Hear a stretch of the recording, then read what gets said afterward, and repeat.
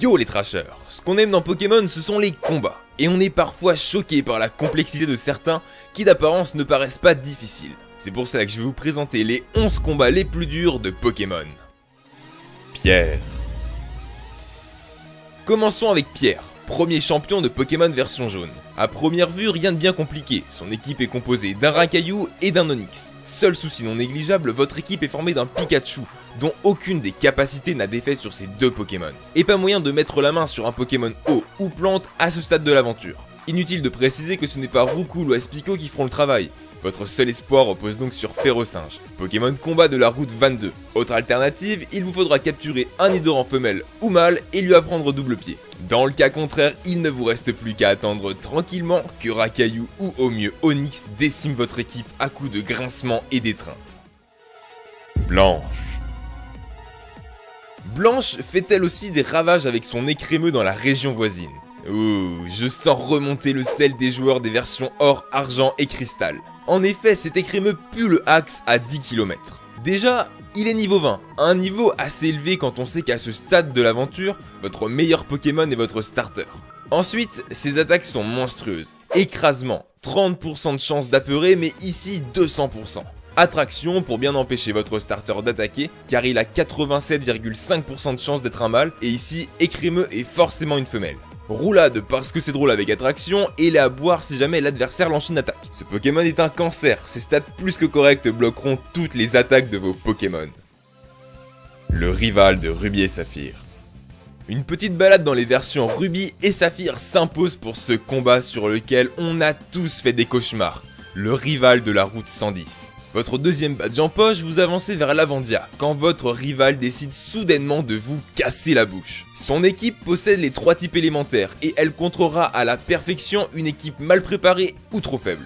La seule option ici est d'entraîner vos Pokémon jusqu'à avoir 1 à 2 niveaux de plus, et de donner des boosters à celui-ci lors du premier tour du combat. Je comprends maintenant pourquoi ce combat m'a autant traumatisé étant petit, et je ne pense pas être le seul dans ce cas-là. Inésia. Dans Pokémon Noir 2 et Blanc 2, Inésia nous donne du fil à retordre. 2 Emolga composent son équipe, et le seul fait qu'il possède Champ Éclair et Aéropic est un problème. Ce double type met en effet à mal les 3 starters d'Unis sans difficulté, et avoir la main sur ce Pokémon est d'autant plus difficile qu'il utilise constamment Champ Éclair. Être plus rapide que lui est aussi un défi à cause de son talent statique et de son attaque prioritaire Vive Attaque. Ce combat est dur et cela à un niveau peu avancé de l'aventure. Mais là une stratégie unique, voilà la recette parfaite d'un combat plein de sel. Sandra. Après Blanche, Sandra, championne d'Ébénel, sera en mesure de vous causer des soucis. Son équipe de type dragon ne sera pas très dure à contrer avec des Pokémon de type glace. Mais ceci est le problème. Hipporoi, qui ne possède qu'une seule faiblesse, le dragon.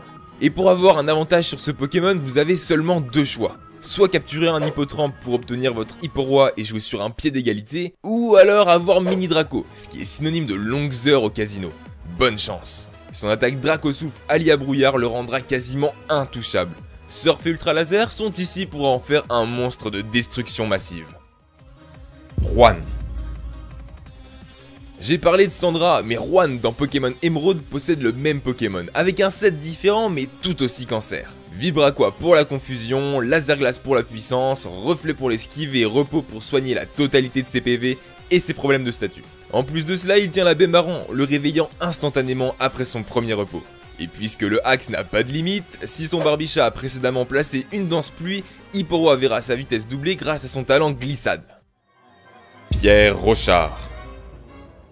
Restons sur Oen pour parler du maître de la ligue de Ruby et Saphir, Pierre Rochard. Il vous faudra beaucoup d'adresse pour venir à bout de ces 6 Pokémon surpuissants. Mais ici, la difficulté ne vient pas tant de l'équipe de votre adversaire que de l'état de la vôtre.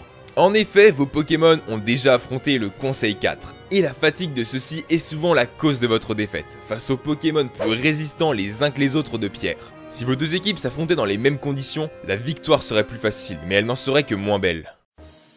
Peter. Retournons à Johto dans les versions Heart Gold et Soul Silver. Encore un maître de la ligue, le maître incontesté des dragons avec ses 3 Dracolos, Peter. Justement, toute la difficulté de ce combat repose sur l'incapacité d'identifier 2 des 3 Dracolos. Déjà, celui niveau 50 possède Déflagration et Colère. mais les deux niveau 49 possèdent soit Blizzard ou Fatal Foudre. Deux capacités surpuissantes et vous êtes incapable de les prévoir. Quant au Dracocharge, ne vous inquiétez pas, ils ne rateront jamais. Sa stratégie très offensive vous poussera à devoir encaisser chaque coup et trouver la faille pour asséner vos meilleures attaques. Getis.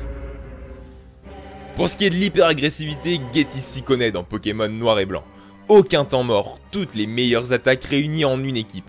Il va vous enchaîner. Heureusement, N a précédemment soigné votre équipe, mais même avec le soutien du dragon légendaire, ce combat n'est pas une partie de plaisir. Il faudra taper vite et fort, car son seul point faible repose sur la rapidité médiocre de son équipe. Et ici, pas de stratégie à la Sandra ou à la Inésia, non, juste du bourrinage pur et dur. Cynthia.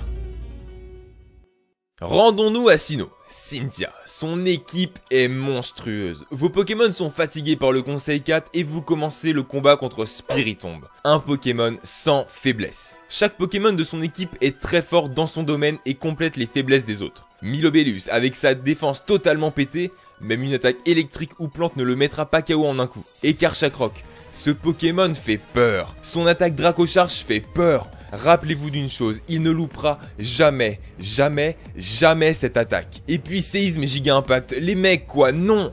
C'est incroyable à quel point ce Pokémon peut décimer votre équipe alors que vous êtes aux portes du panthéon des dresseurs. Red. Comment ne pas parler du meilleur dresseur de tout jeu Pokémon confondu, Red. C'est le personnage le plus charismatique de Pokémon. Pour l'affronter, il faudra passer de nombreuses péripéties pour arriver au sommet du mont argenté.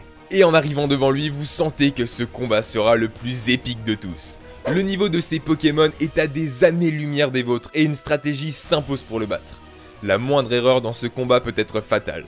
Son objectif, vous mettre au plus mal pour que vous lui montriez tout votre potentiel. Chaque capacité est exploitée à sa juste valeur et c'est ce qui rend ce combat si intense dont l'issue se joue à chaque fois sur le fil. Red fait aussi partie de ces dresseurs avec Blue et Guarava qui sont les boss finaux des challenges post-script. A chaque fois, leurs équipes sont plus stratégiques que celles de Fieldrong et les battre relève de l'exploit pour ceux qui ne connaissent pas la stratégie Pokémon à la perfection. Seulement 3 Pokémon me direz-vous. Oui, mais vous n'en avez aussi que 3 et de même niveau. Ici, pas moyen de ruser avec 10 niveaux d'avance, des Pokémon supplémentaires ou des objets. Seule votre audace fera la différence.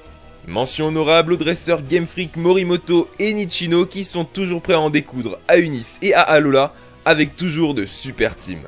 Et aussi aux Pokémon dominants Floramentis qui assènent de puissants combos dévastateurs avec l'appui de Morpheo. Jamais un Pokémon sauvage ne m'a posé autant de soucis. Et vous, quels ont été vos combats les plus éprouvants et contre quel dresseur? Mettez-le en commentaire et n'oubliez pas de vous abonner à la chaîne de Pokémon Trash pour toujours plus de vidéos. Et moi je vous dis à la prochaine, ciao!